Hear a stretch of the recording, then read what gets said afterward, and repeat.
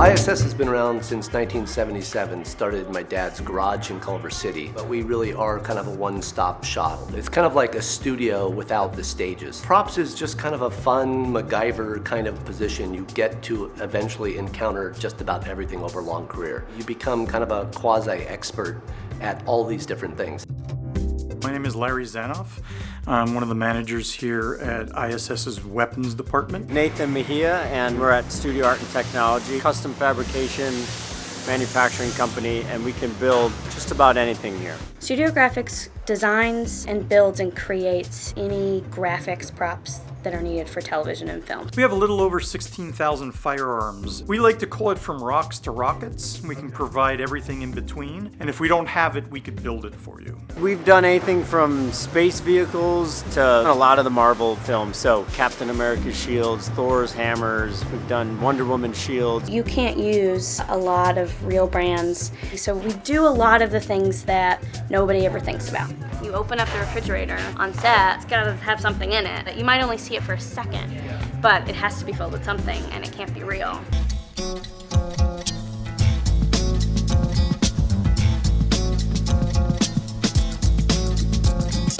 Each project is different. We work on most of the larger projects around the United States. Some of them we're very involved in. Sometimes we'll supply one or two props. Other times we supply virtually everything for it.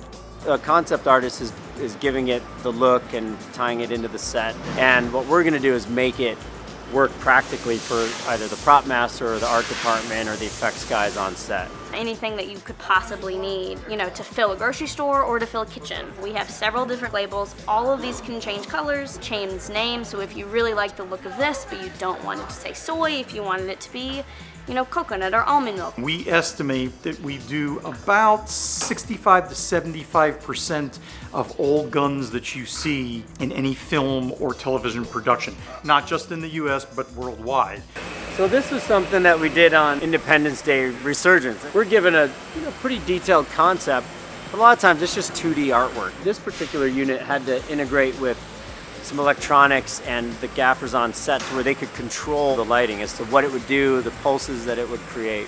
When you have an armor that goes out on set, they should go out prepared. They're going to have what we call the hero weapon set up for blanks. We might have a backup to that weapon. You should also have rubbers that are out there for stunt work. You can see this is a rubber gun. Nowadays, the advancement of the cameras, it's harder to cheat things, so our rubbers tend to look just the same. It's the same process. What it might do is just it's going to act a little differently. This was not a hero part, this particular one. So if you get really close, you can see some details that we've had to cheat. Visually, it's really hard to tell the difference.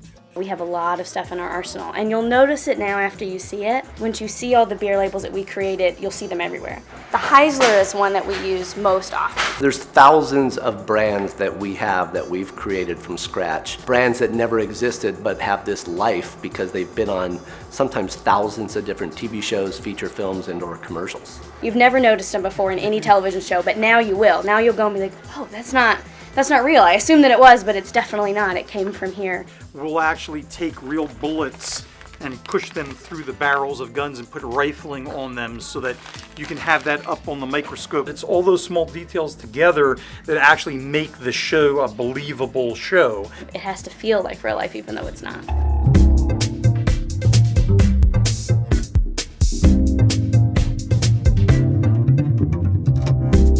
It's constantly changing. There are times we read scripts, we break them down. There are times we walk through with directors and producers. There are times that people just walk through here and shop and pick their own stuff. Each process is different depending on the project.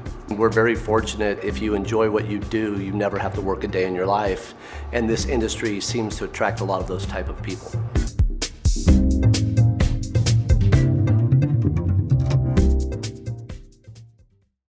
Vidiot's sort of referred to as a film library. We have over 50,000 titles.